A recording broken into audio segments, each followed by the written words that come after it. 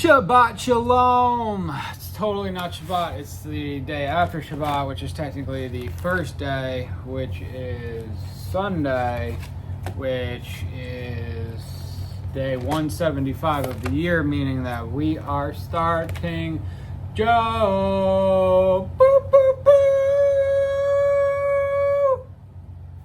Oh, I am so excited to start this book with you, even though we're working our way backwards and we skipped Ecclesiastes, and Ecclesiastes doesn't come for another 100 and something days. We're on Job, which is a monster of a book and completely necessary, and we're going to be doing Job for the next 15 days, 16 days, which is another book that I have not read. I've started it many times and I've gotten about halfway through, and it's just... it talks about Leviathan, and it is Leviathan. This book is... I'm going to grab a water real quick, because what are preparations, right? Look, I've conveniently got this water right here. So you see me, go into different water fountains in, Saratoga Park and stuff, and, this is Saratoga water. I could show you my 55 gallons of Saratoga water that I've got lined up here. Totally not greedy, totally just prepared, because what happens if something happens and there's no water coming out of the faucet, and things happen.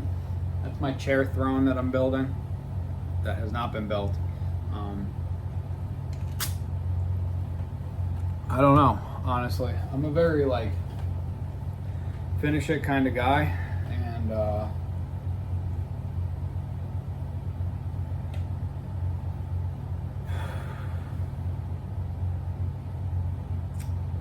there's just certain things that Father's not letting me do. That was one of the things that when I closed the pizzeria, that was one of the first things that I did. And I went and I started doing it, and then it just, I have not had a heart for it since. And this is one of the things that concerns me with this whole relationship, is that his heart changes. Boy, am I shaking the camera enough? I'm not even touching the table that this is on. His heart changes, and therefore my heart changes as well. So he'll have me do something, and then it's not important to finish it. And I'm somebody who no, I'm gonna do it, and I'm gonna go through it, and I'm gonna do it again, and I'm gonna inspect it and make sure that it's perfect. And I don't know if it's just the season or if this is a challenge, but Yah has not approved of that. I think it's the season, because he doesn't actually want me doing things like rebuilding chairs or working on electrical outlets for people or making pizzas. And my dessert of the day is a zebra cookie, which is apparently a cookies and cream cookie with Oreos and white chocolate chips, and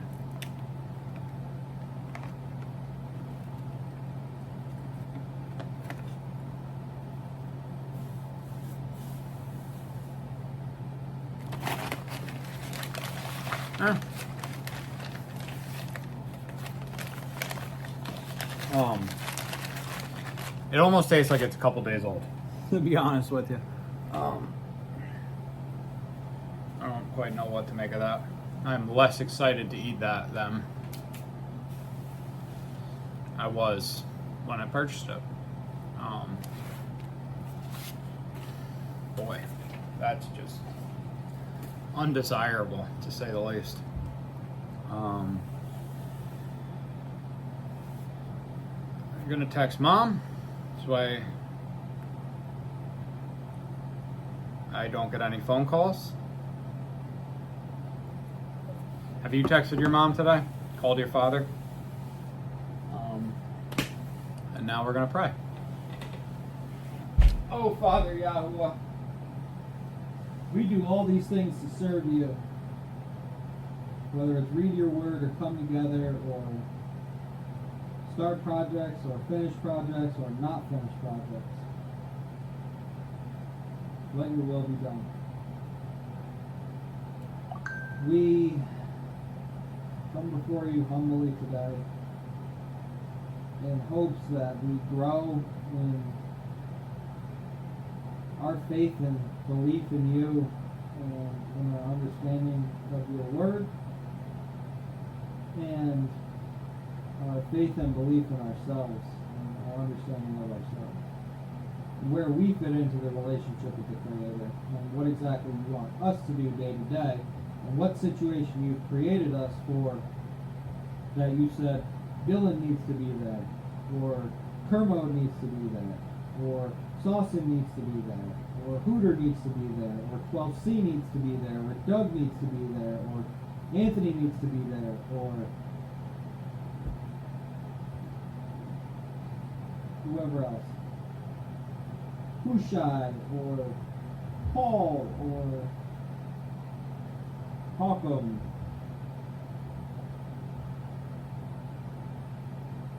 What is the situation that we all need to be in?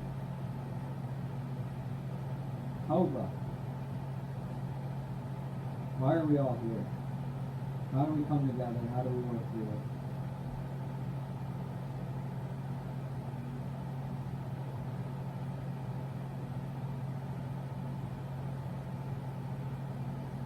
Father, fill me up with your Holy Spirit and let me guide these people with your words. In Yeshua's name, amen.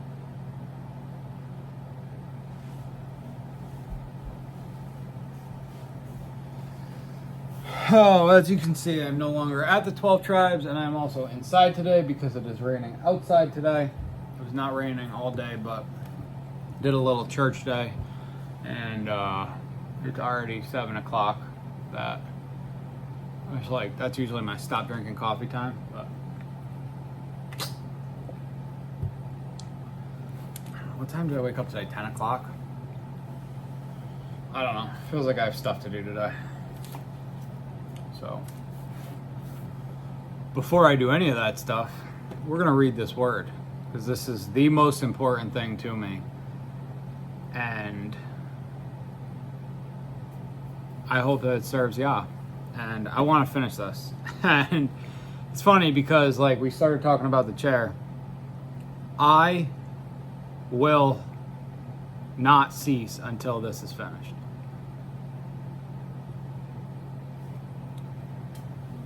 There was a man in the land of Uz whose name was Job, and that man was perfect and straight, and one who feared Elohim and turned aside from evil.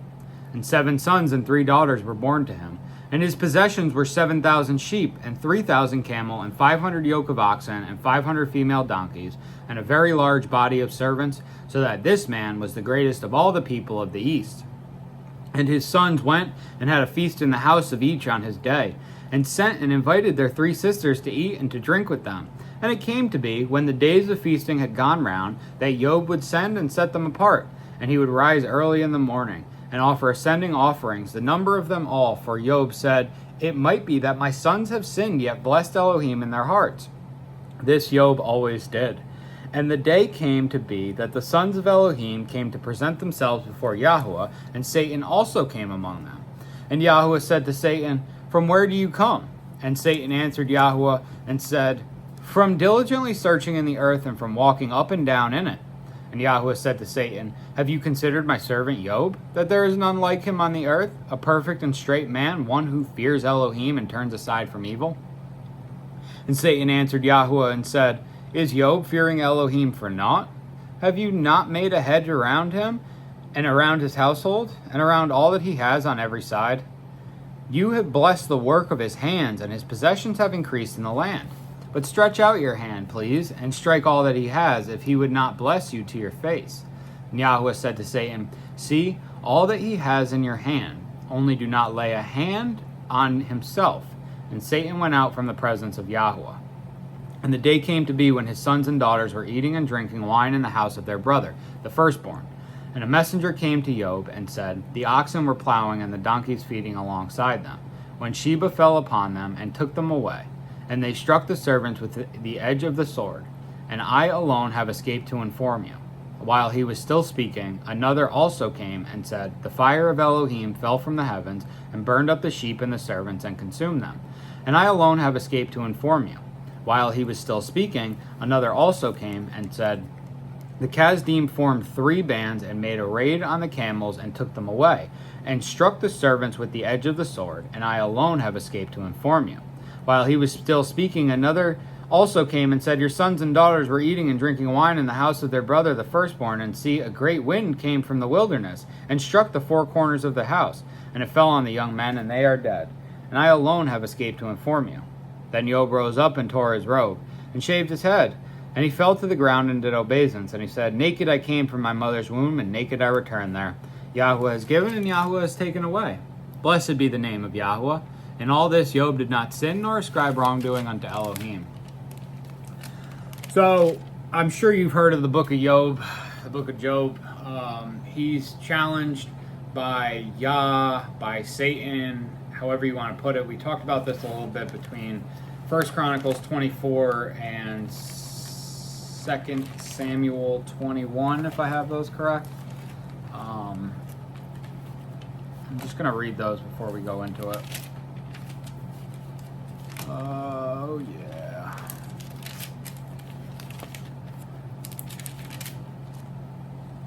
All right. So, all right.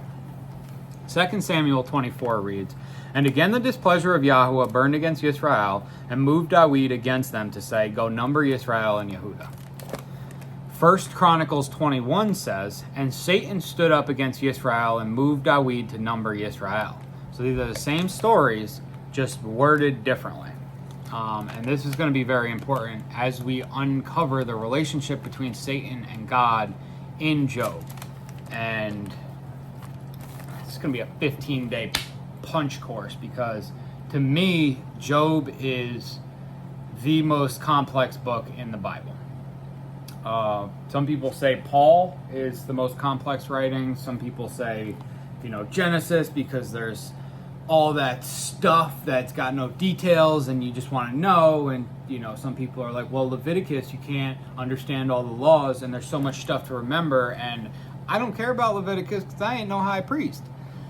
I do care about Leviticus in that don't offer me bacon, but as far as life application, Job. There's so many times in our life where Yah's going to test us, and understanding the difference between Yah testing us, as I've been rebuked so many times that, well, Yahweh doesn't test you. And so in Jeremiah 3, when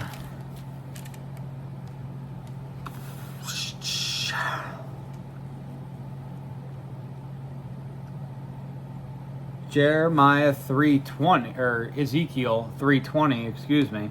"And when a righteous one turns from his righteousness and shall do unrighteousness, when I have put a stumbling block before him, he shall die. Because you did not warn him, he shall die in his sin, and his righteousness which he has done is not remembered, and his blood I require at your hand." And so, when a righteous one turns from his righteousness and shall do unrighteousness, when I have put a stumbling block before him, he shall die. So this is an indication that Yahweh will put a stumbling block before a person. Okay? So people always tell me, no, Yah won't test you. Yeah, he will. He will use, where was the other witness of this? It was in 2 Chronicles.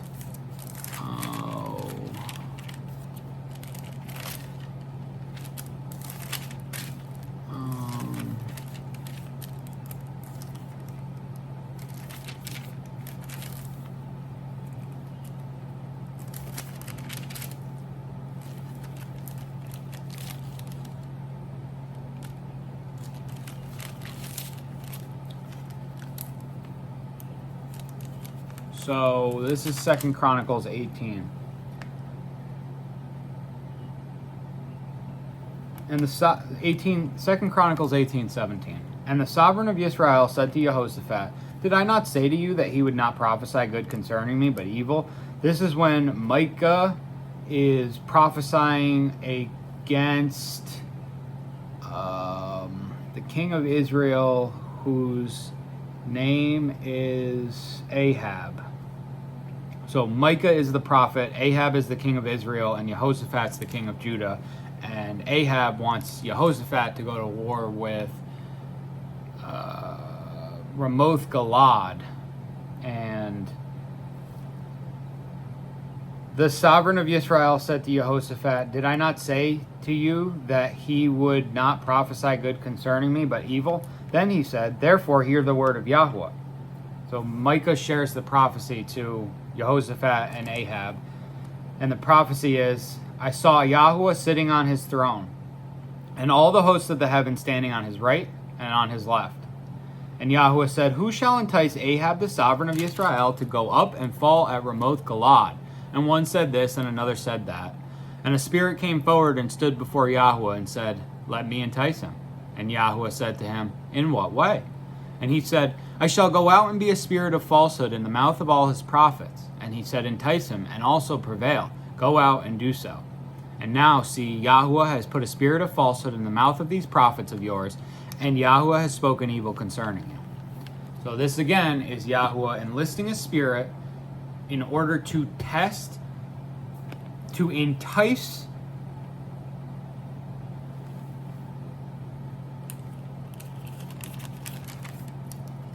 Ahab. I just wanted to make sure if it was Ahab or Jehoshaphat, but it's to entice Ahab. So he's testing Ahab. And so here we've got Yahweh having ultimate control. But we're showing Yahweh versus Satan and the relationship there. Obviously we know that Yahweh is in control, but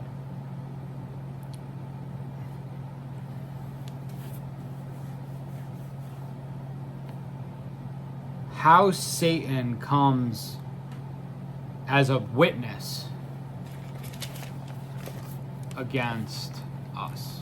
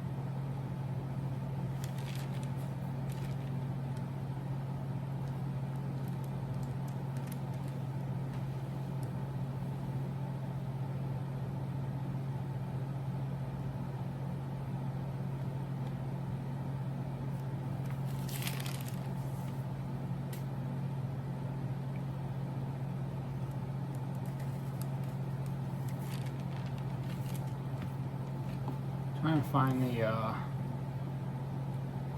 one accuses you.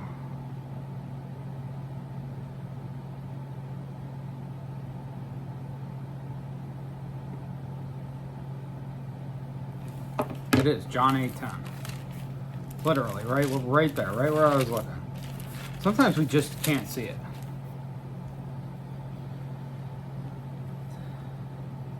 No, that's not it.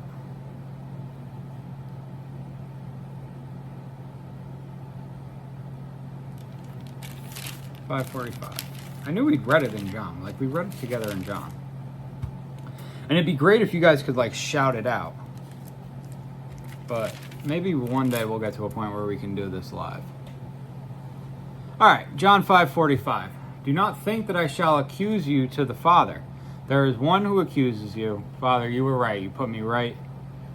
Moshe, in whom you have set your expectation. For if you believed Moshe, this is not the quote that I was looking for.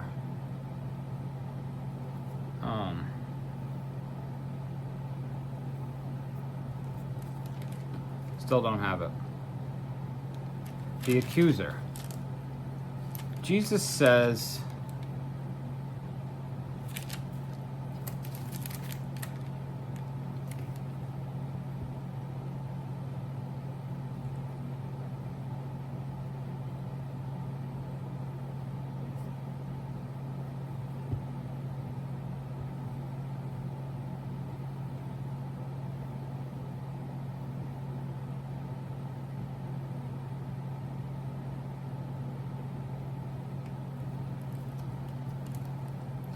Jesus calls him the accuser, who is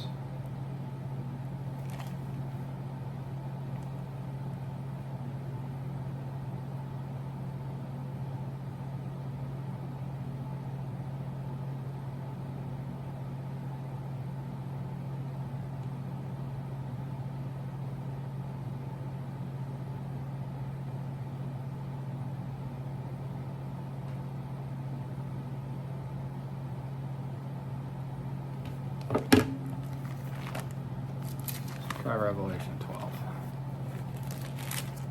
It's a very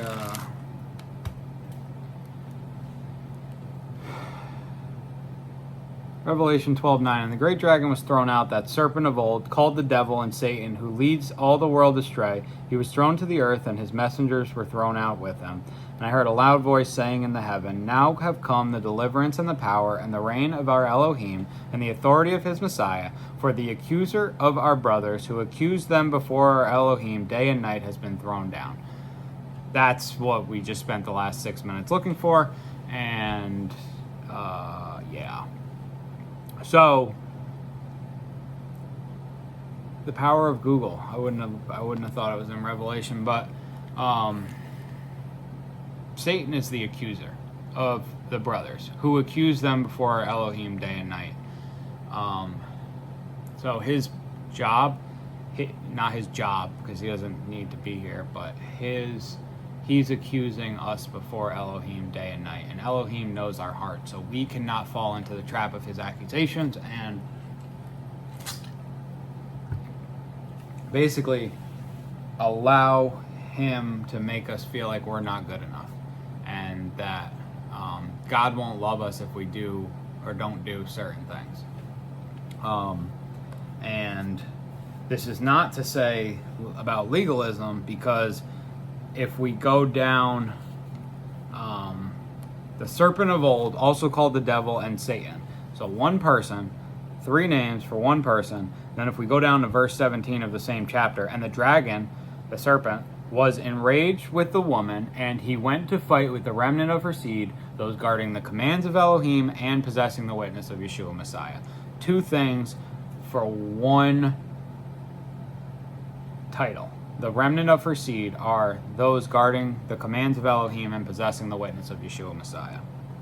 So, yeah, I just want it known that Satan is the accuser, and his job is to accuse us. Now, let's get into Job. There was a man in the land of Uz, whose name was Job, and that man was perfect and straight, and one who feared Elohim and turned aside from evil. Feared Elohim, as we're supposed to do, and turn aside from evil. Very simple. I'm not going to get into that right now.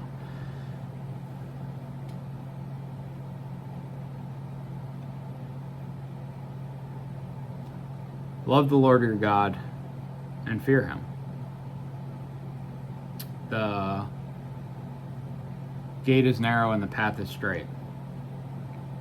And 7 sons and 3 daughters were born to him. He's got 10 kids.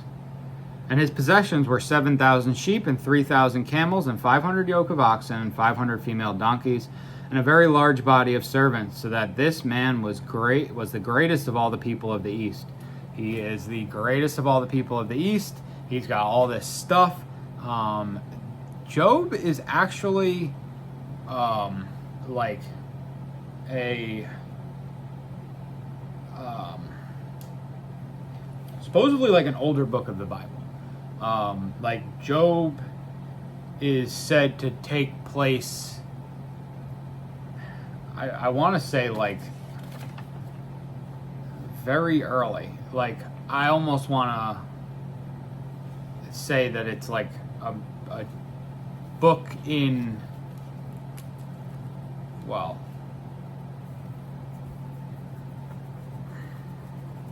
it's a very early book. I think it's out of place here, but I could also be wrong. And his sons went and had a feast in the house of each on his day, and sent and invited their 3 sisters to eat and to drink with them. So they're having a feast, they're hanging out, sending and inviting their 3 sisters to eat and to drink with them. Let's party. And it came to be when the days of feasting had gone round, that Job would send and set them apart.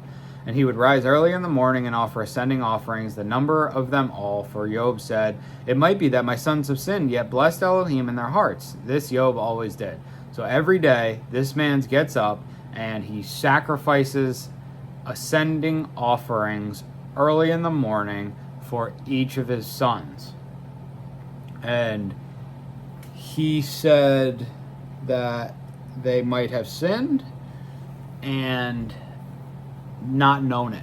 So they might have unknowingly sinned. That's why these are ascending offerings, because he doesn't know that there was sin for sin offerings, and it's not his sin. So he's basically saying, hey, if my sons transgressed you, I'm sorry, here's an offering for them, that I protect them. And Job does this every day. He's consistent about it. He doesn't do this every day. He did this after the days of the feast. Had a feast in the house of each on his day.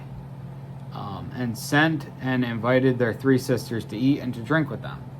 And so, yeah, more what it is. But this focus more on, like, all these semantics don't really matter. What matters here is that it might be that my sons have sinned, yet blessed Elohim in their hearts. So he's giving an ascending offering because he doesn't know if they sin, but he wants it known to Elohim that he's going to make a sacrifice if they did sin, and this way Elohim still gets his regardless of what his sons did.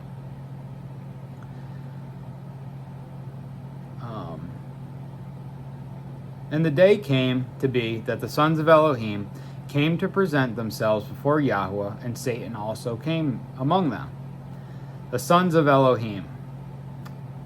Well, Elohim has only one son, right?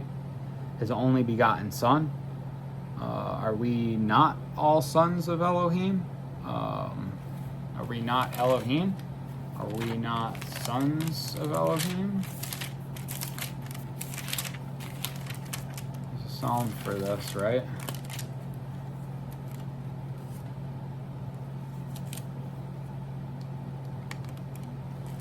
Psalm 82:6, I said, you are Elohim, and all of you are sons of the Most High. Let's go to John 3:16. For Elohim so loved the world that he gave his only brought forth Son, so that everyone who believes in him should not perish, but possess everlasting life. Let's go to Genesis 22, verse 2.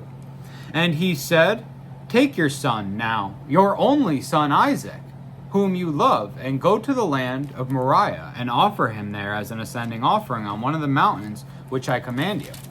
But hold on. Let's go to Genesis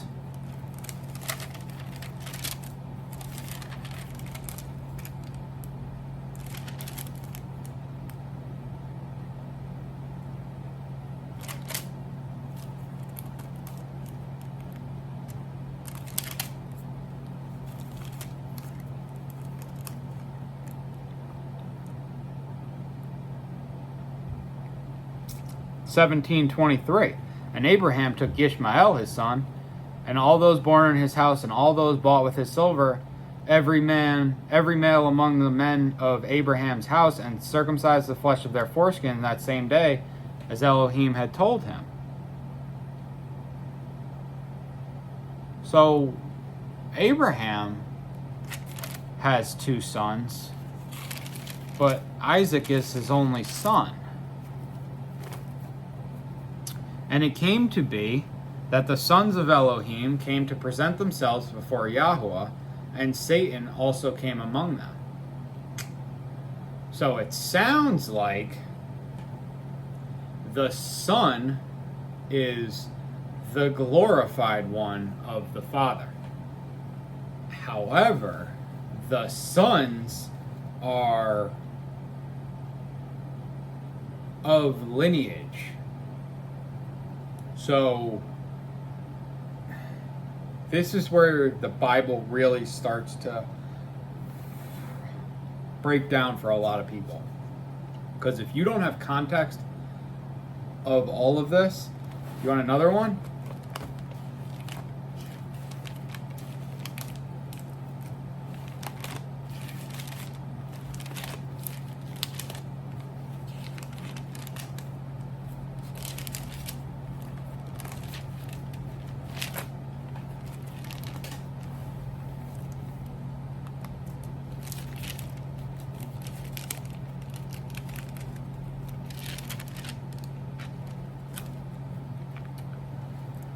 John 25. Okay, John 5:22. For the Father judges no one, but has given all judgment to the Son, that all should value the Son, even as they value the Father. He who does not value the Son does not value the Father who sent him. Truly, truly, I say to you, he who hears my word and believes in him who sent me possesses everlasting life, and does not come into judgment, but has passed from death into life. Truly, truly, I say to you, the hour is coming, and now is, when the dead shall hear the voice of the Son of Elohim, and those having heard shall live. For as the Father possesses life in himself, so he gave also to the Son to possess life in himself, and he has given him authority also to do judgment, because he is the Son of Man.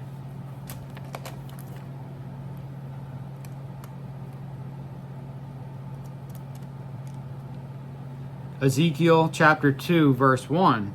And he said to me, Son of man, stand on your feet so that I speak to you. Yahuwah says to Ezekiel. Chapter 3. And he said to me, Son of man, eat what you find. Eat this scroll and go. Speak to the house of Israel. Chapter 4. And you, son of man, take a clay tablet, and you shall lay it before you, and shall inscribe on it a city, Yerushalayim, and shall lay siege against it, and build a siege wall against it, and heap up a mound against it, and set camps against it, and place battering rams against it all around. Chapter 5, and you, son of man, take a sharp sword, take it as a barber's razor, and you shall pass it over your head and your beard, and you shall take scales to weigh and divide the hair. Chapter 6, and the word of Yahuwah came to me, saying, Son of man, set your face toward the mountains of Yisrael, and prophesy against them. Chapter 7, and the word of Yahuwah came to me, saying, And you, son of man, this is what the Master Yahuwah said to the land of Yisrael, an end. The end has come upon the 4 corners of the land. I could just keep going. So, we've got Ezekiel being called Son of Man, and Yeshua calling himself Son of Man, the Son of Man. So, what is this? Now, Ezekiel's not in the lineage of Yeshua. So what is the Son of Man?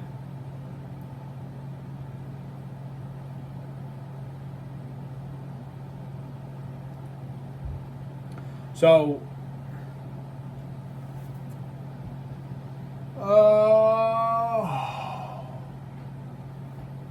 my point is that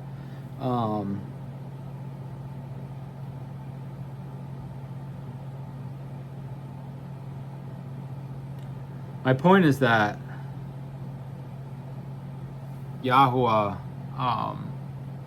has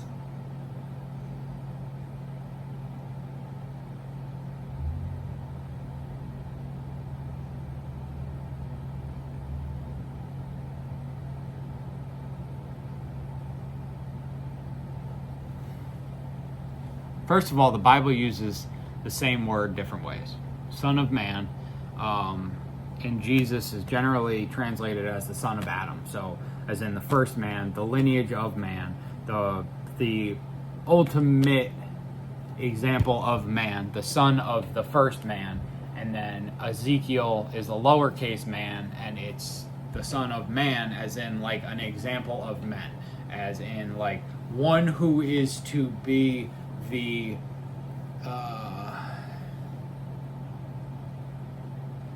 like your average Joe type expression. So we have idioms in the Bible, but we also have multiple uses of the same word with slightly different definitions and different devotion.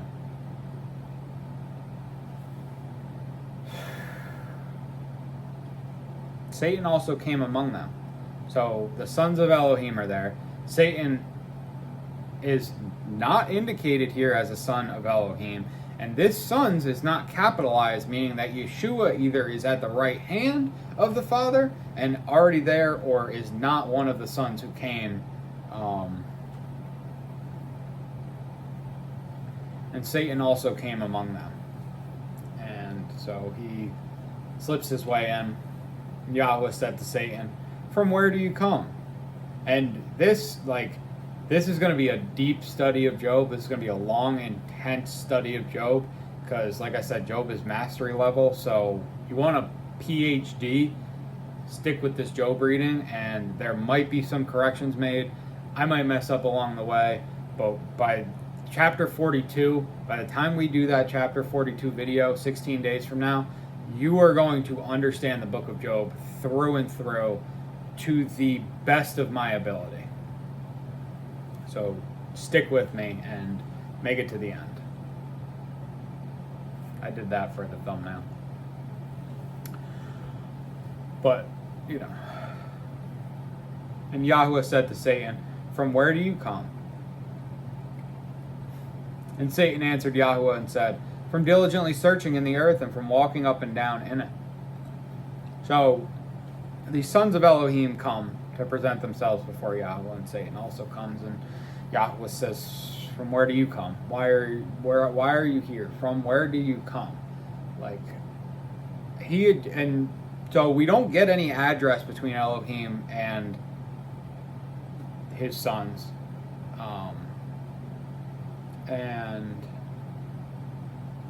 but Yahuwah addresses Satan. Interesting in itself. From where do you come?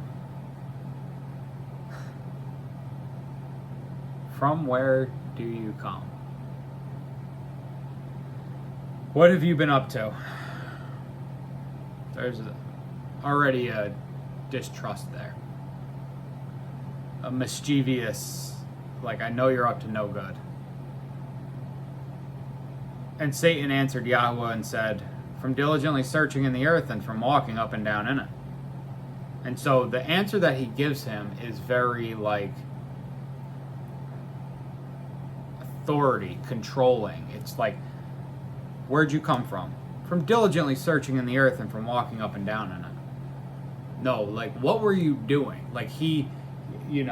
It's you get home and your wife's like, where were you? You get home like 2 hours late and your wife's like, where were you? And you go, Price Chopper. It's like, okay, but you don't have groceries. You know what I mean? And it's like, or like, where were you? And you're like, I was. You know what I mean? Like, it's just a very, like that's not the question. That's answering the question that was asked, but that's not the actual question. And Yahweh said to Satan, have you considered my servant Job, that there is none like him on the earth, a perfect and straight man who fears Elohim and turns aside from evil? Which we learned from verse 1 that he is. Yahweh.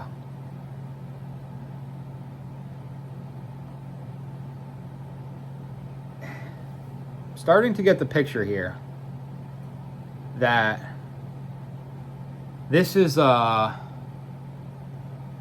basically like a manager's meeting. Hey, how's everybody doing? How are the underlings doing? You've been checking on my people. What's going on? And Satan is the one who is here to make people look bad. He's here to be the accuser. He's here to cause trouble. He's here to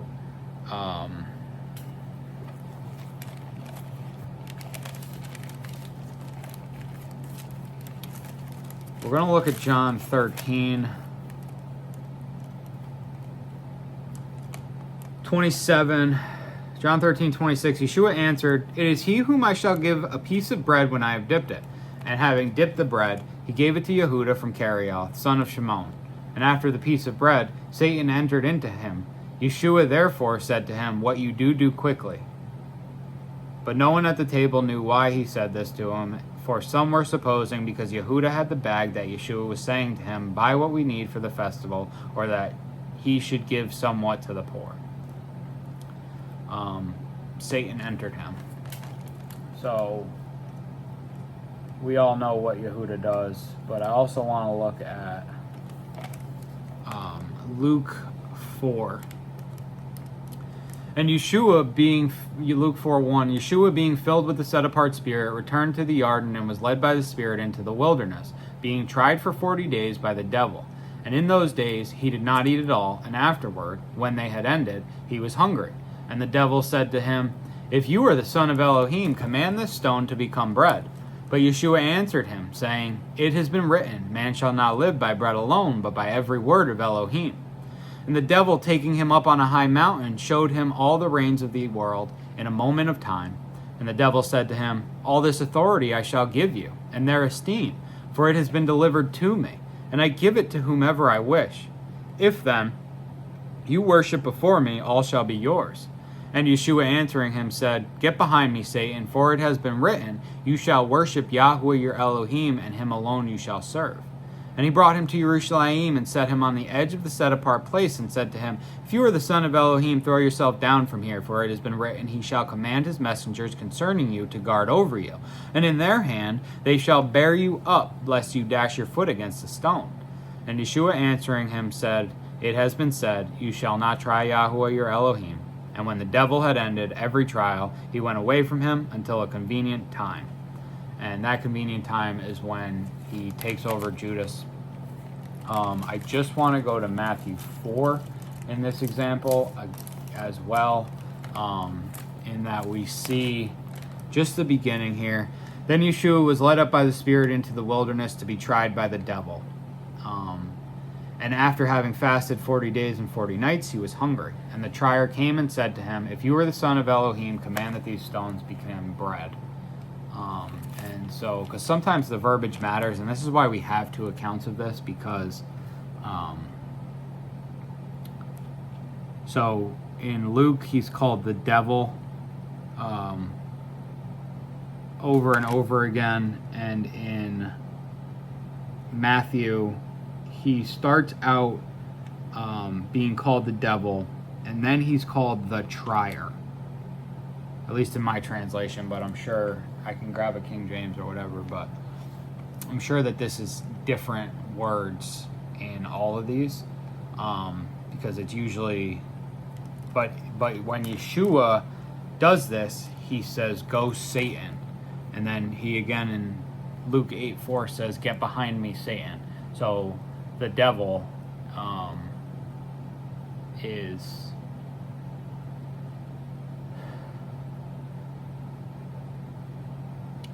Satan is his name. The devil is his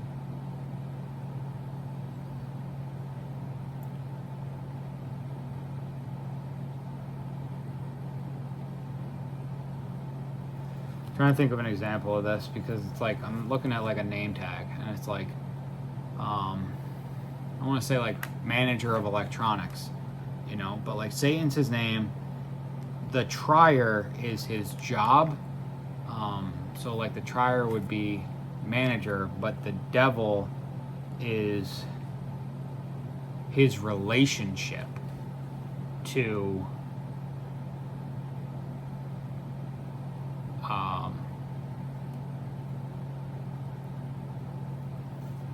so like Satan sales manager, like Timothy sales manager would be like Satan devil trier. Does that make sense?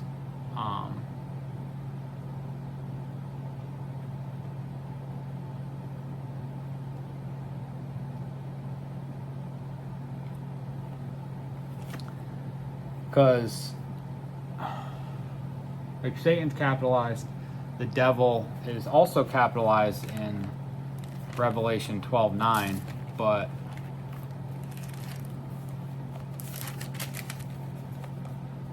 the serpent of old called the devil and Satan, the devil. It's interesting that it's capitalized here, but it's not capitalized in all in Matthew 4 or Luke 4. And I guess where I'm going with this is that the devil to devil, like there's a deception, there's an action there. You know what I mean? It's a lot more.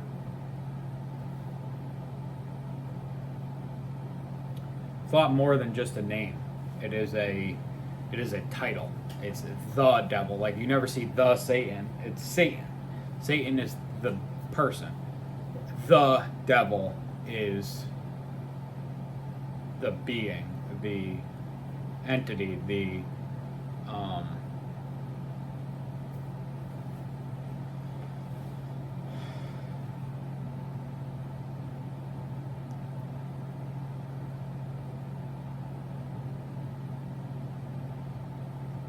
action, the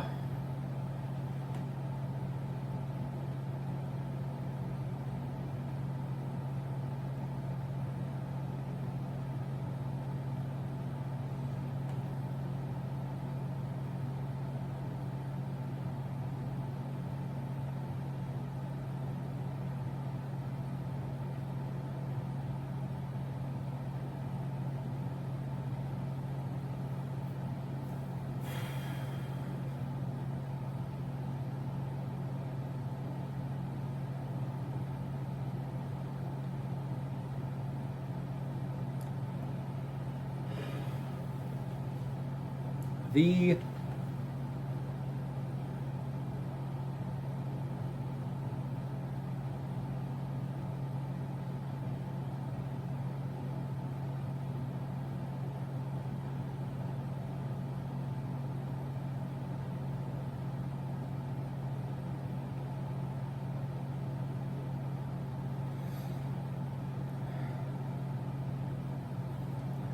like Jesus is the Messiah, and the devil is the like anti-Messiah, the opposite of the Messiah. So like whatever verbiage, like whatever a Messiah means, like the devil is that part of speech as well, to like Jesus the Messiah, Yeshua the Messiah, Satan the devil. Yeshua the Messiah, the Savior. Satan the devil, the trier. Keep going with that. Have you considered my servant Job? And so where I wanted to go with that was that Satan comes from diligently searching in the earth and from walking up and down. This is the report that he's giving, is that he's looking in the earth for somebody to try, for somebody to snake his way into. You know what I mean? To basically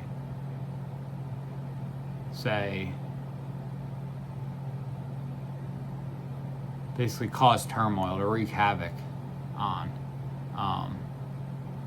Like, I'm just like, so like he's the part of Yahuwah that, because like all things came from God, right? So like there's a part of like Yahuwah created Satan, and so there's a part of Hushai said to me, the last thing Satan wants you to do is submit.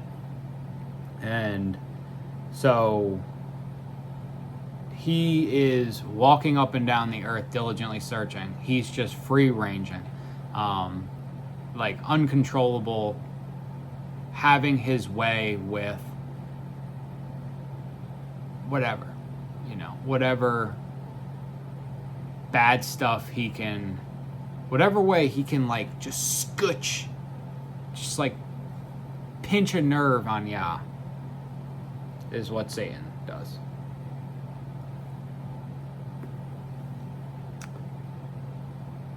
And Yahweh, have you considered my servant Job, that there is none like him on the earth, a perfect and straight man, one who fears Elohim and turns aside from evil? And Satan answered Yahweh and said, is Job fearing Elohim for naught? Have you not made a hedge around him and around his household and around all that he has on every side? You have blessed the work of his hand, and his possessions have increased in the land. But stretch out your hand, please, and strike all that he has, if he would not bless you to your face. So, extra interesting here is that it seems like Yahweh is helping Satan. Like, Satan's job is to be the trier and the accuser. That Yahweh gets to test people. And he's like, he doesn't have a person, like he doesn't have he doesn't have his own agenda, like he too is working only as a servant of Yah. Like he doesn't even realize, like Yah's like, have you considered my servant Job?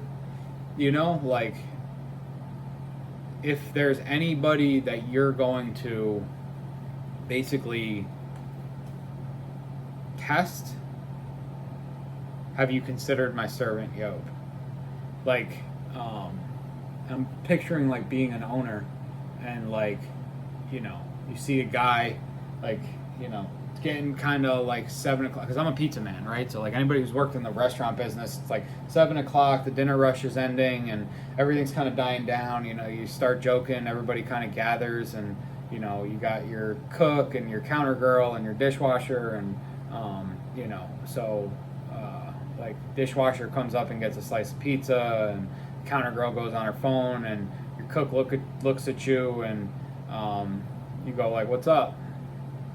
And he goes, "I was just looking at the clock." And then you go, "Well, have you considered, cleaning up?" And he goes back to you, is it not clean? Have we not a couple hours to clean up where it's going to get dirty again? And is Job fearing Elohim for naught? Like, is he only in fear of Elohim because you blessed him?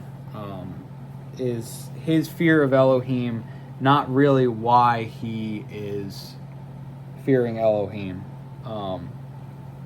Is this fear of gratitude, or is this fear of, I know I got wild hair right now, fearless embarrassment? Yahweh loves it. Takes away my vanity and my pride, and it's one less thing that I can be tried for. Have you not made a hedge around him and around his household and around all that he has on every side? This is for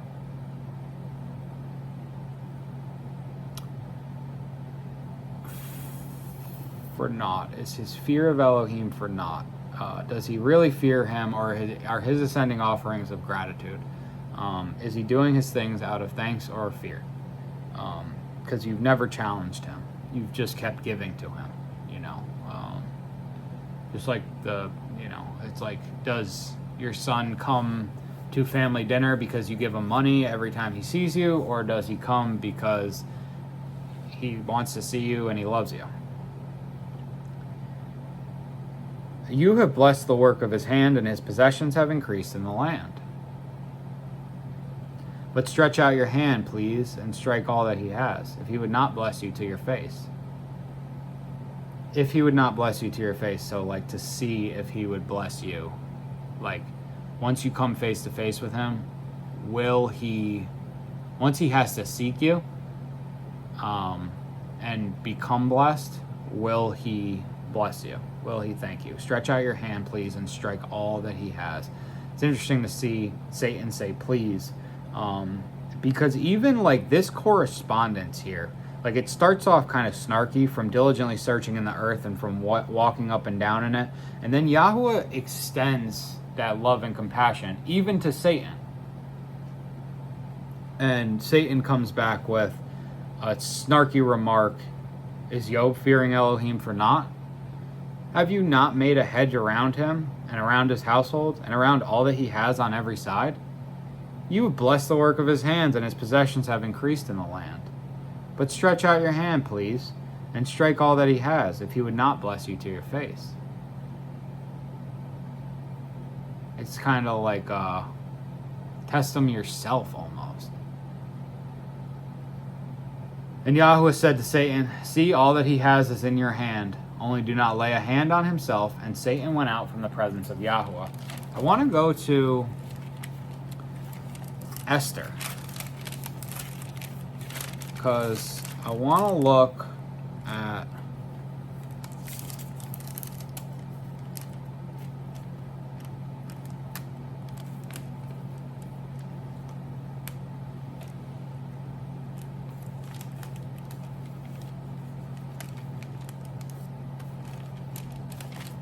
nine. There's two places that we're going to look. Verse 9, 11 we're going to start at. On that day, the number of those who were killed in the citadel of Shushan came before the sovereign. And the sovereign said to the sovereigness Esther, the Yehudim have killed and destroyed 500 men in the citadel of Shushan, and the 10 sons of Haman. What have they done in the rest of the sovereign's provinces, and what is your petition? And it is given to you. And what is your further request? And it is done. And Esther said, if it pleases the sovereign, let it be given to the Yehudim who are in Shushan to do again tomorrow according to today's decree, and let Haman's 10 sons be hanged on the wooden structure. And the sovereign commanded this to be done, and the decree was given in Shushan, and they hanged Haman's 10 sons. So that one, and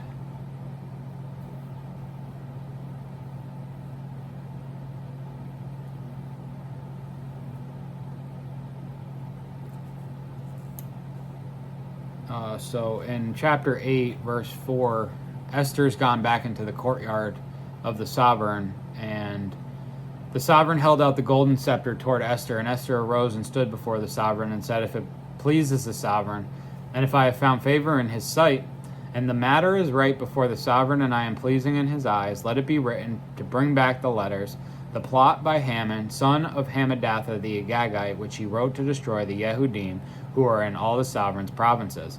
For how could I bear to see the evil coming to my people, or how could I bear to see the destruction of my relatives? Sovereign Ahasuerus said to Sovereigness Esther and Mordecai the Yehudi, Look, I have given Esther the house of Haman, and they have hanged on him on the wooden structure because he has laid his hand on the Yehudim. Now you write on behalf of the Yehudim as it pleases you in the sovereign's name, and seal it with the sovereign signet ring. For a letter which is written in the sovereign's name and sealed with the sovereign signet ring, no one turns back. So I have given Esther the house of Haman, and they have hanged him on the wooden structure because he has laid his hand on the Yehudim. And so what we're looking at here is when Yahweh says to Satan, see, all that he has is in your hand. So the authority is given to you over this. We also see that, go back to Matthew 4.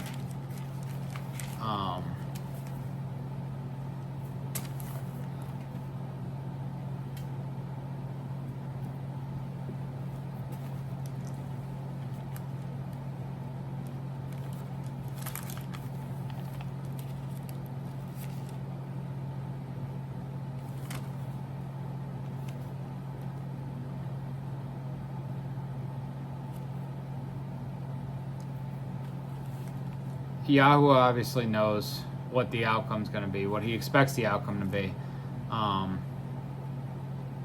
See, all that he has is in your hand. This is the giving of authority over for the time and for the purpose. And the reason that I make this comparison to Esther is to have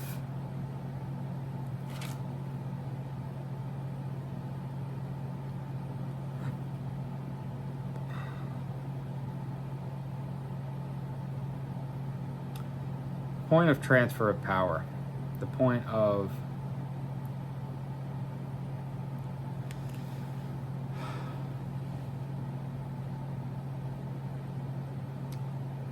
authority is given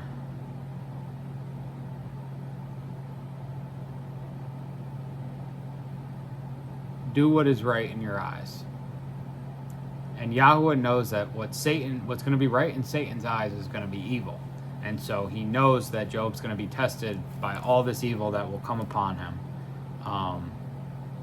And Satan asked Yahweh to strike all that he has. Yahweh says to Satan, see, all that he has is in your hand.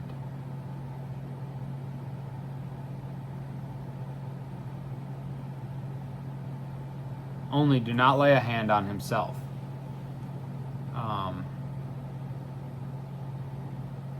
So instead of Yahweh being like, I'm going to take his 7,000 sheep and his 3,000 camels. He says, you decide. You do what you want. Just as the king says to Esther, now you write on behalf as the Yahudim as it pleases you in the sovereign's name. So you can make the judgment call.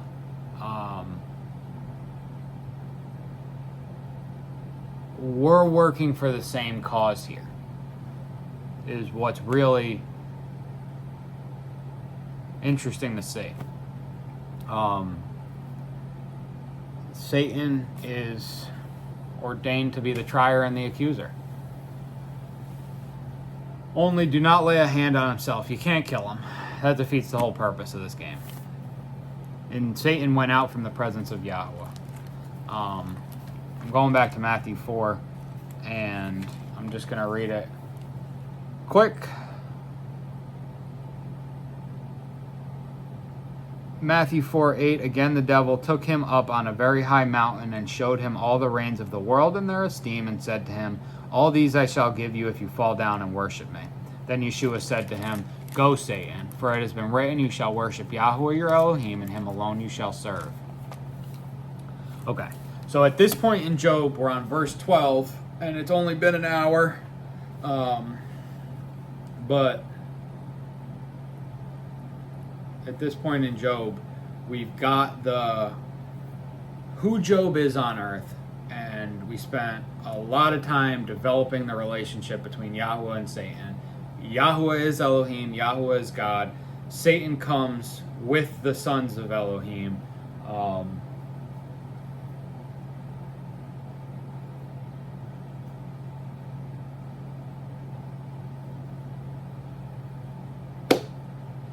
He has a job to do.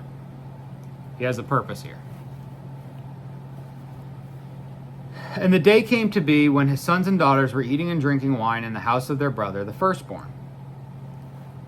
And a messenger came to Job and said, the oxen were plowing and the donkeys feeding alongside them, when Sheba fell upon them and took them away.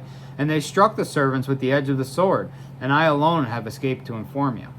So Sheba is basically just a people, and they come and they kill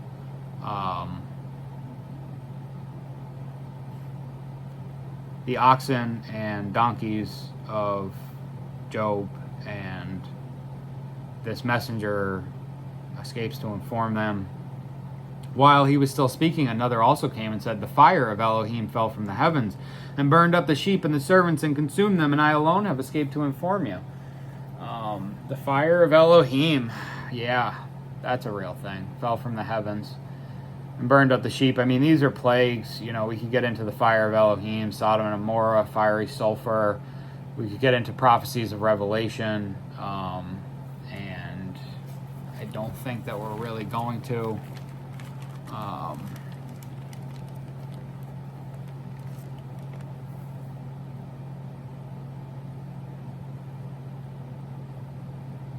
Revelation 9:18, a third of mankind was killed by these three plagues, by the fire and the smoke and the sulfur which came out of their mouths.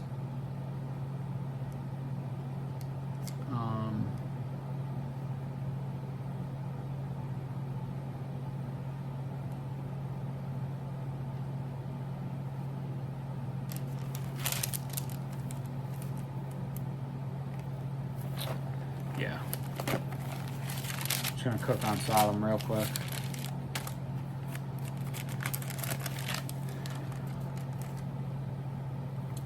Genesis 19:24, and Yahweh rained sulfur and fire on Sodom and Gomorrah from Yahweh out of the heavens. From Yahweh out of the heavens.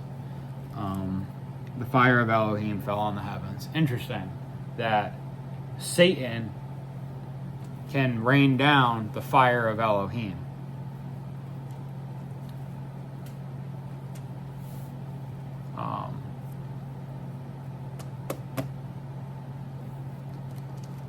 Yeah.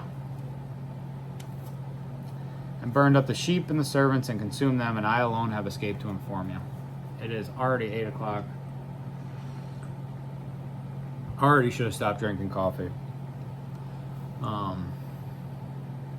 Verse 17, while he was still speaking, another also came and said, the Kasdim formed 3 bands and made a raid on the camels and took them away, and they struck the servants with the edge of the sword, and I alone have escaped to inform you.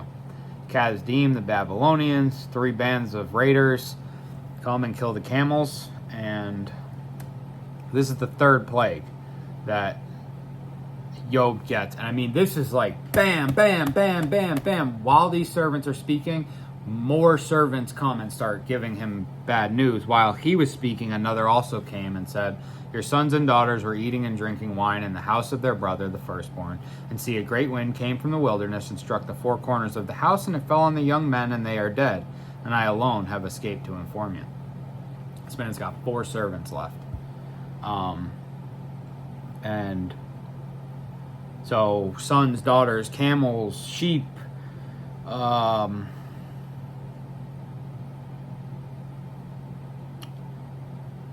donkeys, oxen, and all the servants besides these 4. Then Job rose up and tore his robe and shaved his head, and he fell to the ground and did obeisance. And his reaction is basically tearing the garment, sign of grief, shaving the head, a sign of, like, you shave your head after a Nazirite vow.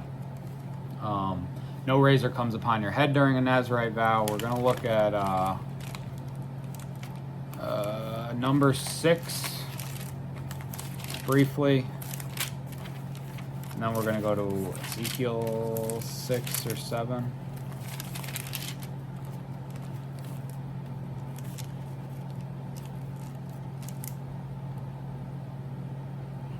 Numbers 6:18, and the Nazarite shall shave the head of his separation at the door of the tent of appointment, and shall take the hair from the head of his separation, and shall put it on the fire which is under the slaughtering of the peace offerings. And the priest shall take the boiled shoulder of the ram, and one unleavened cake from the basket, and one unleavened wafer, and put them upon the hands of the Nazarite after he has shaved his hair of separation.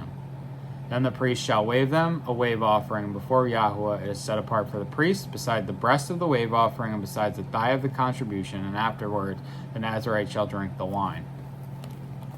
So, this is a sign of sacrifice, a sign of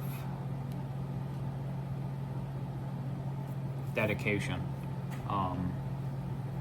Somewhere else in here, it is said that they bear their shame. The bald ones will bear their shame.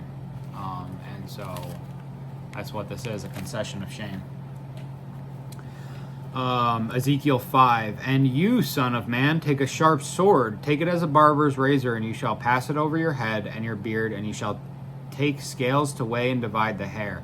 Burn with fire 1/3 in the midst of the city when the days of the siege are completed. And you shall take 1/3 and strike it around with the sword, and scatter 1/3 in the wind.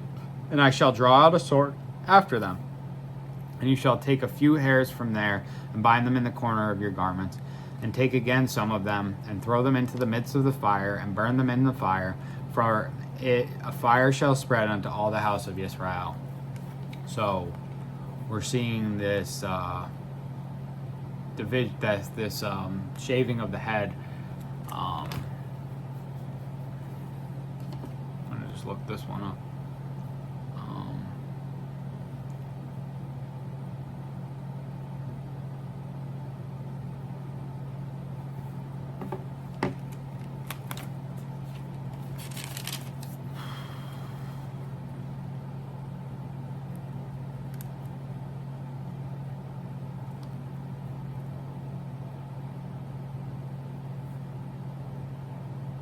And so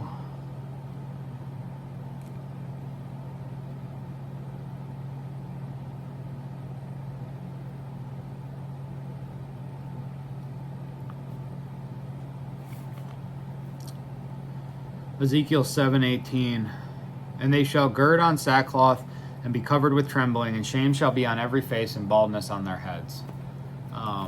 So this is a sign of grief and shame, and so he falls to the ground and does obeisance, because that is his solution, is to do obeisance. Clearly, I did something wrong. Let me reset, reboot, get in the will of Yahuwah, and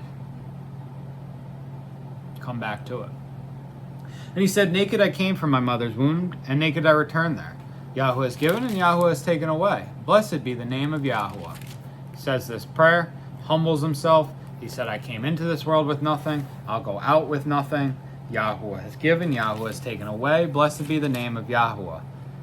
If he would not bless you to your face, in verse 11, Satan says to Yahuwah, and he does. All this befalls Job, and he blesses him. And he says, Father Yahuwah, you are in control.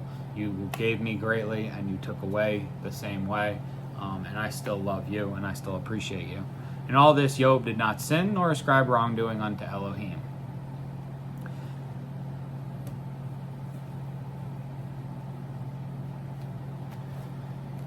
Again, the day came to be.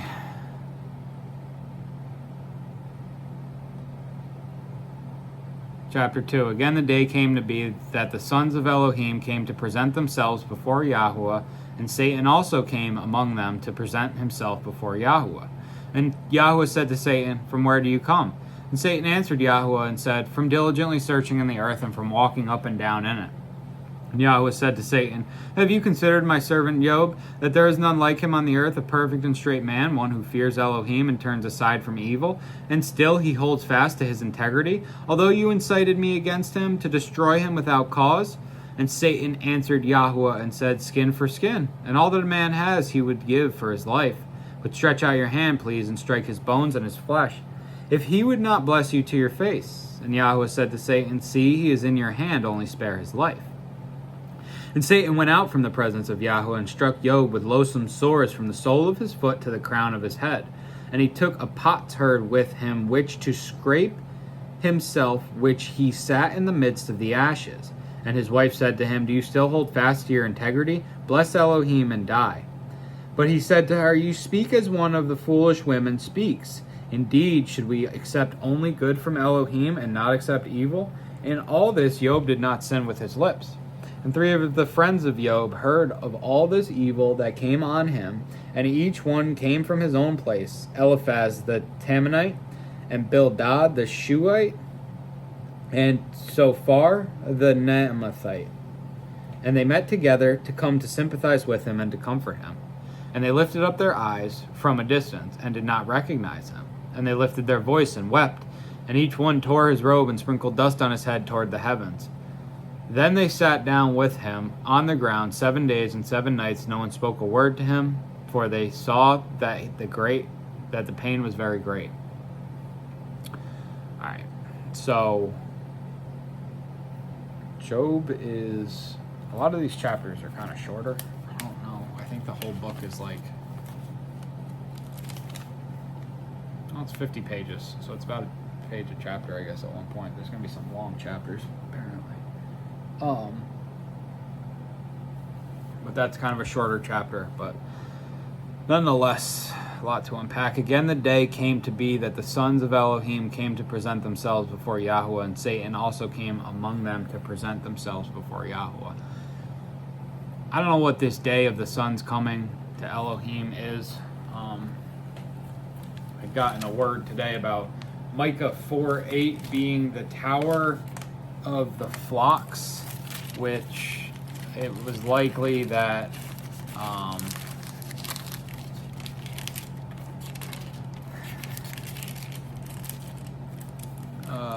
and you, tower of the flock, stronghold of the daughter of Sion, it shall come to you, the former rule shall come, the reign of the daughter of Yerushalayim. It was likely that is the manger that Yeshua was born in. So there might be context elsewhere in the word for this day of the sons of Elohim to present themselves to Yahuwah, but I don't know it.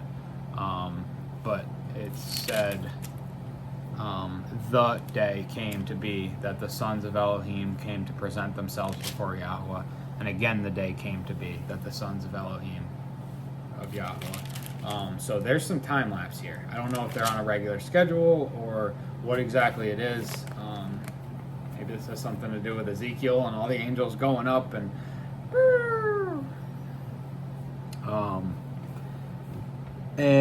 Yahuwah and Satan also came among them to present himself before Yahuwah.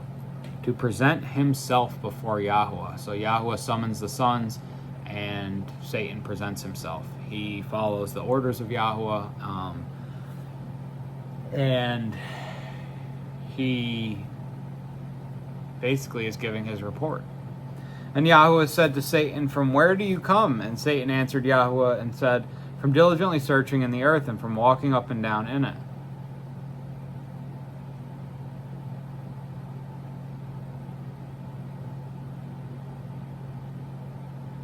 So Satan is giving the same answer. Kind of picture him being late too. It's like, hey, what's going on? I'm here. I'm Satan. I rebuke you, Satan.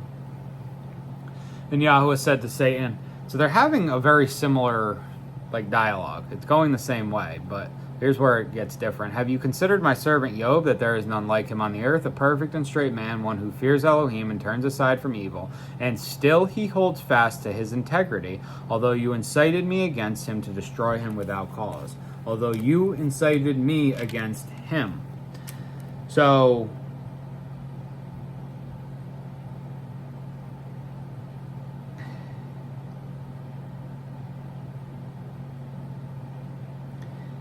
Have you considered my servant Job? Is Job fearing Elohim for naught? See, all that he has is in your hands, only do not lay a hand on himself. The way that this is written here, although you incited me against him, to destroy him without cause.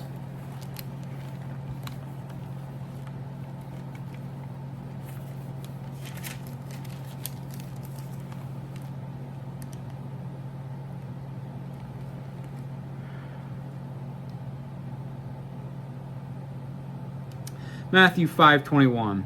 You have heard that it was said to those of old, you shall not murder, and whoever murders shall be liable to judgment. But I say to you that whoever is wroth with his brother without a cause shall be liable to judgment. And whoever says to his brother, Raka, shall be liable to the Sanhedrin, but whoever says, you fool, shall be liable to the fire of Gehenna. Okay, so I say to you, Jesus is talking on the Sermon on the Mount, whoever is wroth with his brother without a cause shall be liable to judgment. Although you incited me against him to destroy him without cause. So, Yahweh is looking to destroy his servant without cause because of the incitement of Satan. He's not looking to do it. He has done it willfully. Now, do you think that Yahweh was deceived by Satan? No. So what's going on here? Well,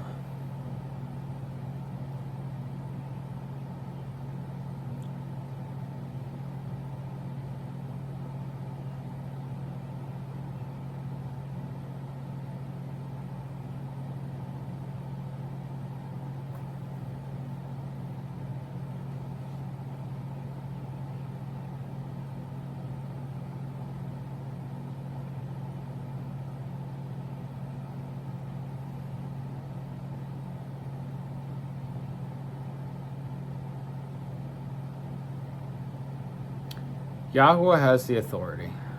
Satan is a servant of Yahweh. I'm not going to say that he's a son of Yahweh. He is a servant of Yahweh. He is a part of Yahweh, whether we want to admit it or not.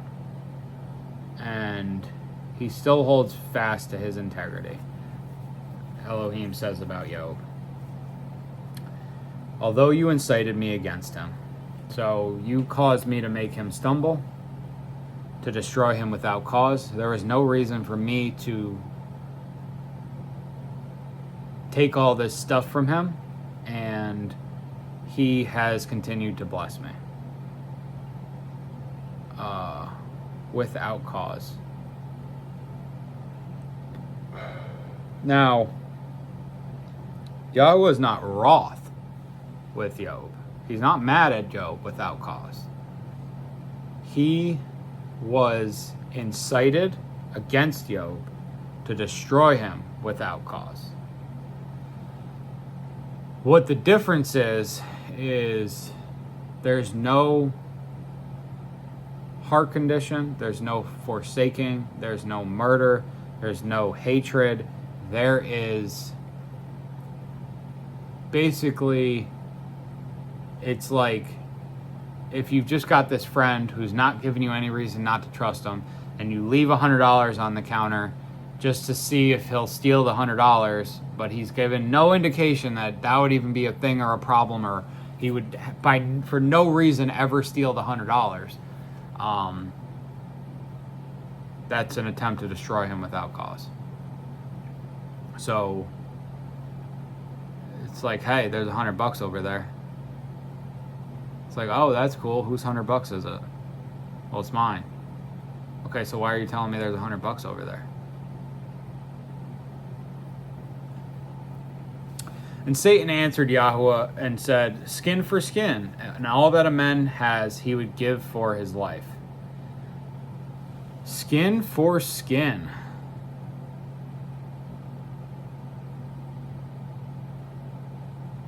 Satan's got this real attitude-y, like, skin for skin. And all that a man has, he would give for his life. So he's still selfish. He still only wants his life, you know. He's like only worried about himself, you know. Skin for skin.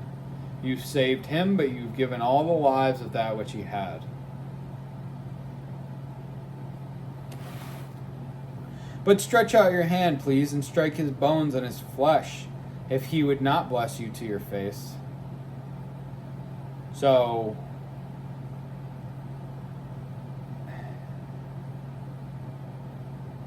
now he wants to affect his body, his person. And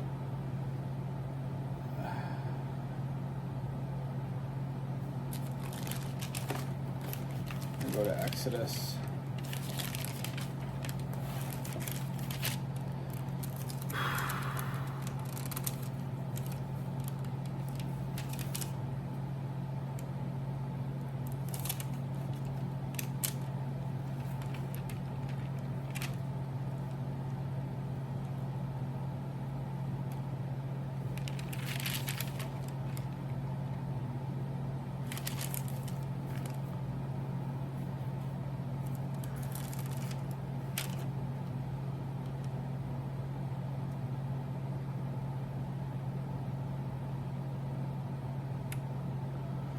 I thought that there was a plague of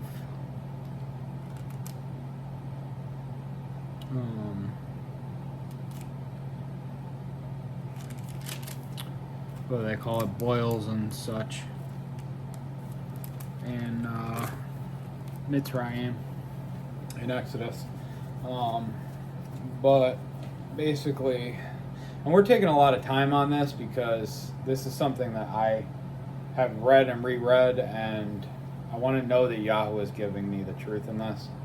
I don't want to just give you fleshly, natural wisdom. I want the Spirit to be guiding you through this, because this is important stuff. This is like,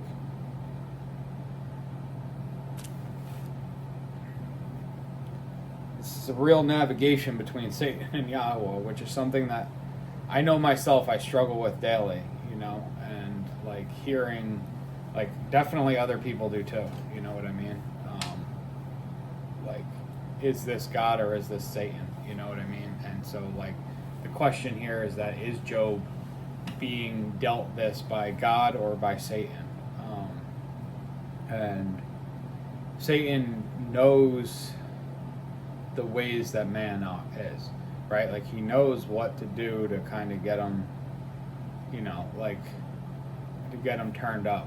Like, it's funny, like, one of the things that,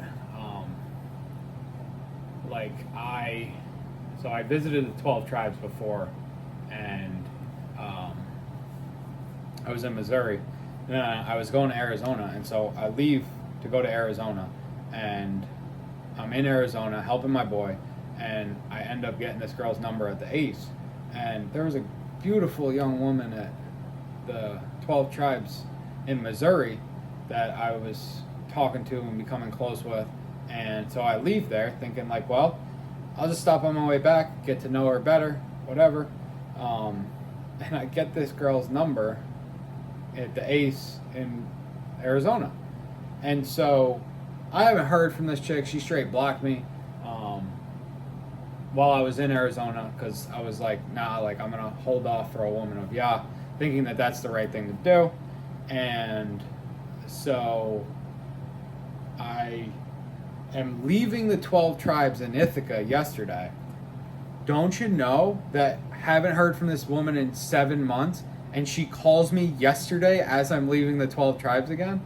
You know what I mean? So like, is that Yah or is that Satan? And there's a thing about there's a thing about trust there. Why is this girl calling me when I'm now in the same circumstance that I was? You know what I mean? It's just weird. And it's like, when these things happen, these are the things that the human mind can't comprehend. Like, I cannot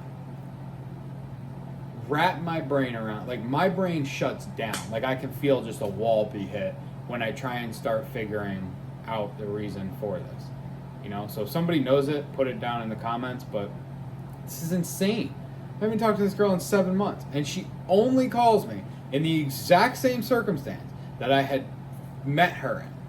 Like, that I was leaving a young woman at the 12 tribes. Like, come on. You gotta be kidding me. And I don't like when these things happen. I don't fuck around like that. I don't get down like that. I wouldn't put that obstacle in front of people. And it makes me lose a lot of respect for this whole thing. It makes me lose a lot of faith in this whole thing. It makes me say that this is all for a game and there is no winner. And there is, like, you know, I want to say it's like Squid Games, but it's almost like you're just playing to die. You know, like even if you win the money, you just watched 419 people die, you know, and your life is changed forever. You know what I mean? Like,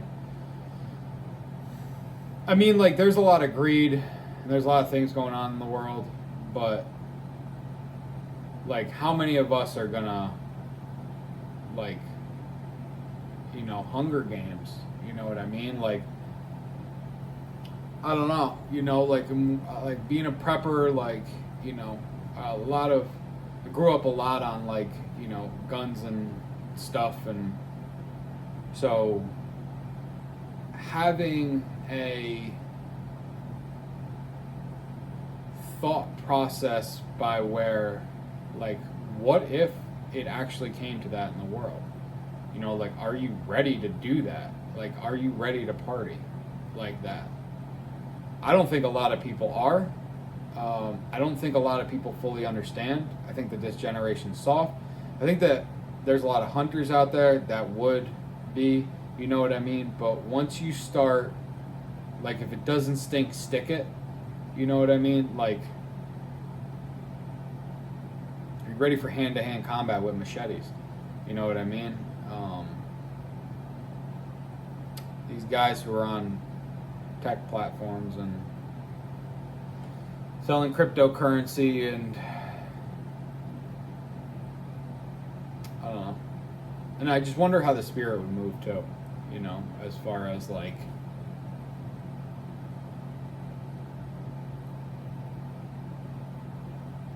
would the Holy Spirit come through in the sense that our most primitive instinct would kick in and we'd be able to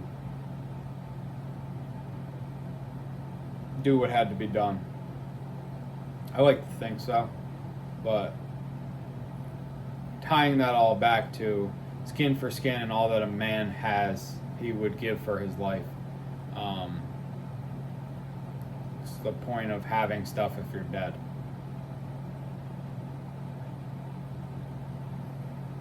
And Yahweh said to Satan, "See, he is in your hand, only spare his life." So you can't kill him, but do whatever you want to his body. Again, see, he is in your hand. And Satan went out from the presence of Yahweh and struck Job with loathsome sores from the sole of his foot to the crown of his head. Sucks. Sucks to be Job right now, because this man does nothing but fear Yahweh, and he's getting slapped by Satan. You know what I mean? And it is, man. Like, I go back to this restaurant example. It's like, you know, this man who has no reason or history of stealing from you, and, like, you just put him in a prime sense, like, you know, just put a beautiful woman in who, like, you know, like, shoves a $100 bill down her shirt while he's watching, and it's like, you sent her in to set him up. You know what I mean? Like, that to me isn't righteousness. That is setting somebody up to fail. And, you know, these are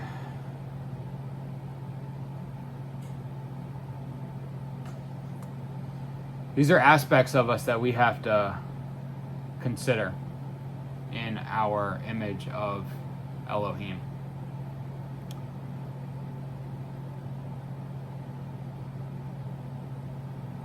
And he took a potsherd with which to scrape himself while he sat in the midst of the ashes. So he's trying to scrape these sores off from him in the midst of the ashes. Now he's got on likely sackcloth and ashes, because he's still grieving, and he's just trying to do all he can to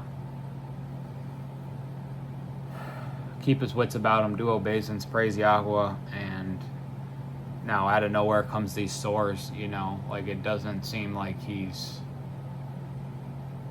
I don't know, you know what I mean? Like, just imagine your body becoming covered in sores and you have no idea why they are or where they came from, you know what I mean? And his wife said to him, "Do you still hold fast to your integrity? Bless Elohim and die." Because that's the phrasing that Yahweh used, and he still holds fast to his integrity. So his integrity is, let's look up what the definition of integrity is, and also if there's, oh, look at this.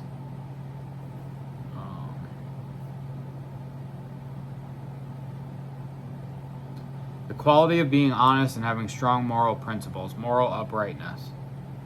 We're going to go to Bible Hub now and see what other translations say about this. Job 2. Bible Hub is a wonderful resource. 9. Yeah. They all have the word integrity. Which is also, they also have the word integrity in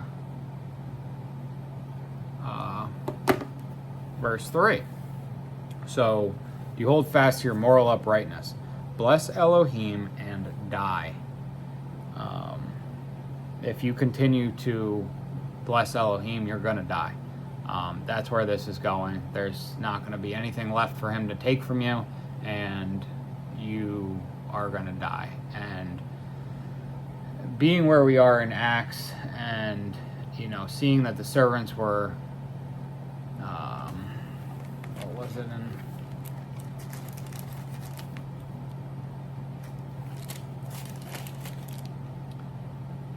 Then indeed they went rejoicing from the presence of the council, because they were counted worthy to suffer shame in his name. Acts 5:41.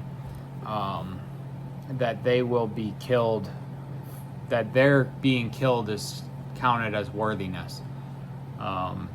So bless Elohim and die. And so the question becomes, are you going to continue to worship God and risk your life, or are you going to forsake God and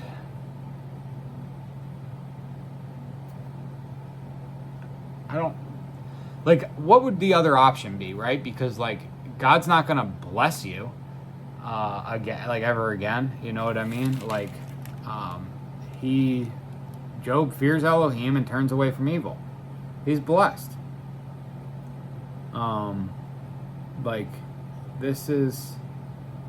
He's great. He's the greatest man of the East.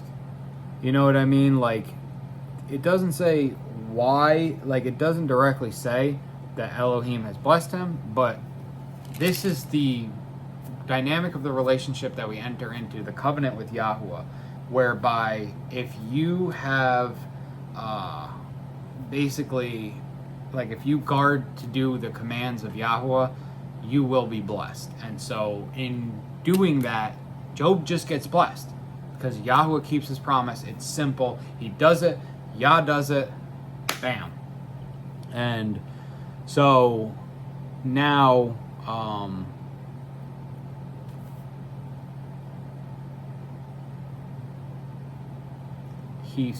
his wife's saying, if you continue to bless Elohim, you're going to die. And the alternative is that basically she thinks that he's going to live, but you curse Elohim, and so what's the point of living anymore? Because you've lost your integrity and forsaken your moral boundaries, and where are your moral boundaries in relation to fleshliness? Because what is the extent to which you are obligated to love God?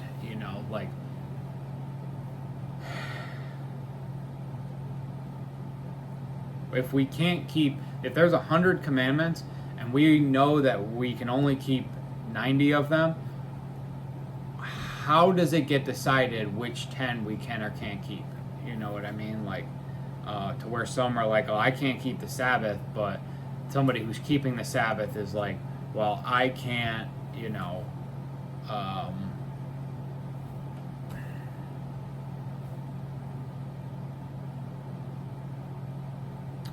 I didn't want to put my dog down when, I have to work on the Sabbath because I'm on call, but I didn't want to put my dog down when he bit somebody. You know what I mean? So how does that get decided, right? If you're forsaking not the widow and the orphan and giving to the poor, and then, you're a drunkard. I don't know. These aren't things for us to decide, but it would be nice if there was a little bit more clarity on all of this, and how we be humans, because especially being where I'm at in life, if you wish to be perfect, sell your possessions and follow me. I never asked to be perfect,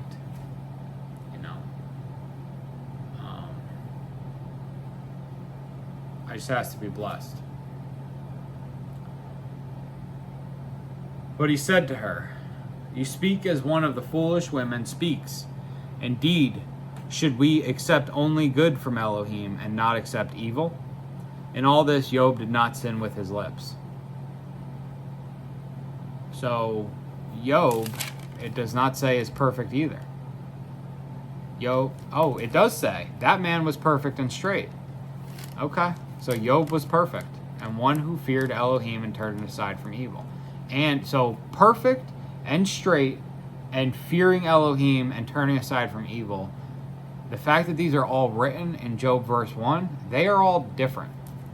And we know that the path is narrow and the gate is straight. I don't know where that is.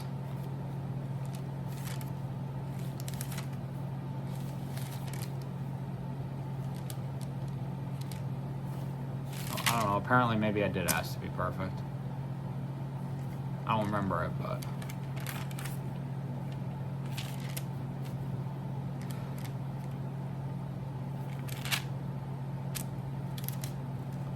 Job is perfect.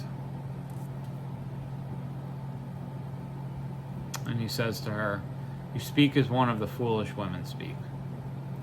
Indeed, should we accept only good from Elohim and not accept evil?"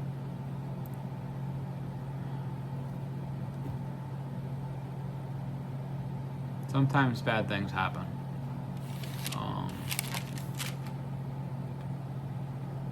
Naked I came from my mother's womb, and naked I return there. Yahweh has given, and Yahweh has taken away. Blessed be the name of Yahweh.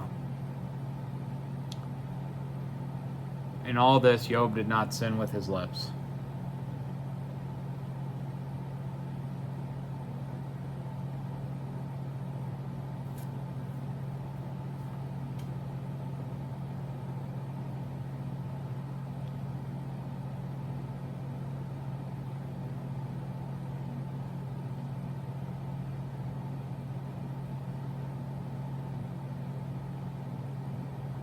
Yeah, these two things come together.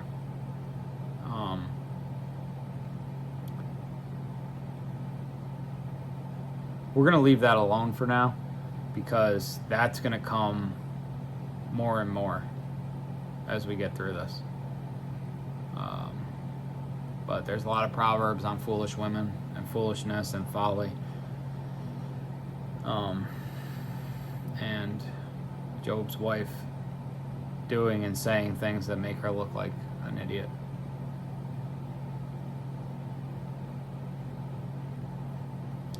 And 3 friends of Job heard of all this evil that came on him, and each one came from his own place, Eliphaz the Temanite, and Bildad the Shuhite, and Zophar the Naamathite, and they met together to come to sympathize with him and to comfort him.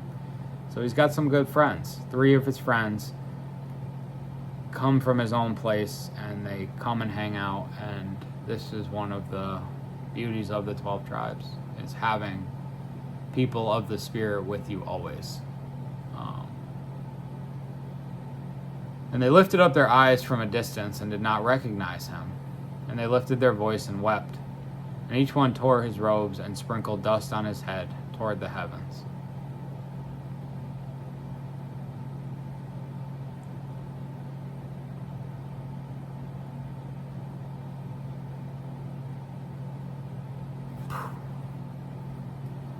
Sprinkled dust on his head. Job's in ashes. This is where it starts getting real. A lot of the rest of the book most of the rest of the book is these 4 dudes just going back and forth and back and forth and back and forth about why he should follow Elohim or why he should forsake Elohim, and it gets deep and it gets intense, and there's a whole bunch of scripture and so deep, and I don't know how deep we're going to go, because really what I want to show you here is the struggle with Elohim. And I'm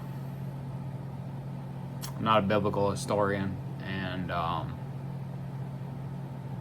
don't know every reference in here, but I do want you to know the truth about Job.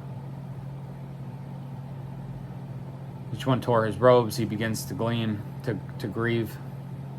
And they sat down with him on the ground 7 days and 7 nights, and no one spoke a word to him, for they saw that the pain was very great. They can see that he doesn't need words. He doesn't need to talk. He just needs a friend.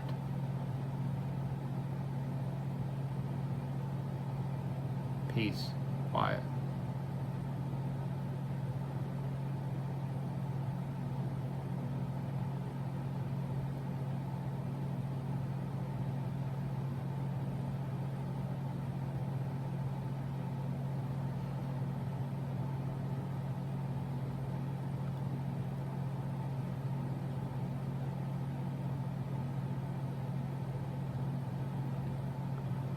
Let your presence be your love.